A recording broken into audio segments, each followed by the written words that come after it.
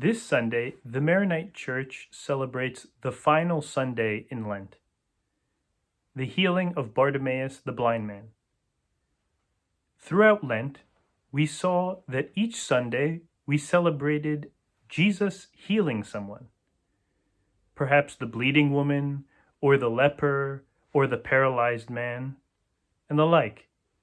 Each Sunday, we picked a specific healing miracle in our tradition, and we reflect upon it.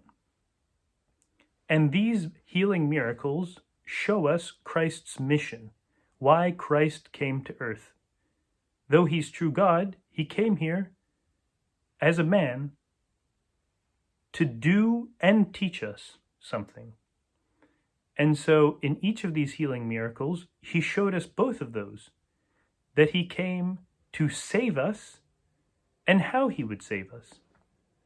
And we have something unwell, and he is the true physician, the good physician, cures us. And as the true light, this analogy of a blind man is very helpful.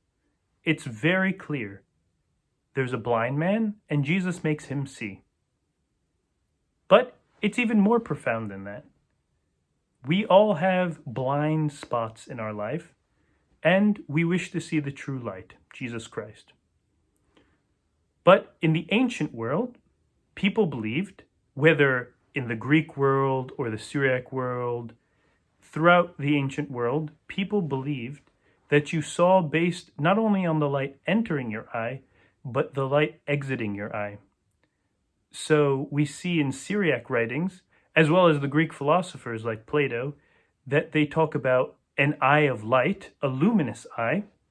And if you have light that goes out of your eye, you can see things of light. And if you have an eye of darkness, a darkened eye, you can only see things of darkness. And perhaps we don't believe that today. We understand that light doesn't actually go out of your eye. But we believe that, and I'm sure everyone's experienced this, if you wake up at night and you try to look at a bright light, you'll cringe your eyes and look away. The gospel today, we see that Bartimaeus the blind man, though he's blind physically, immediately recognizes Christ, the true light, and he calls out to him. But the people with Christ, many of them, the gospel says, tell Bartimaeus to keep quiet. Stop bothering Christ. He's important. He doesn't need to deal with a beggar like you. But this causes Bartimaeus to call out even louder because he truly sees who Christ is. He truly sees that he's the true God and the only source of healing. And so Christ calls Bartimaeus to him, and he tells him, "Your faith has made you well."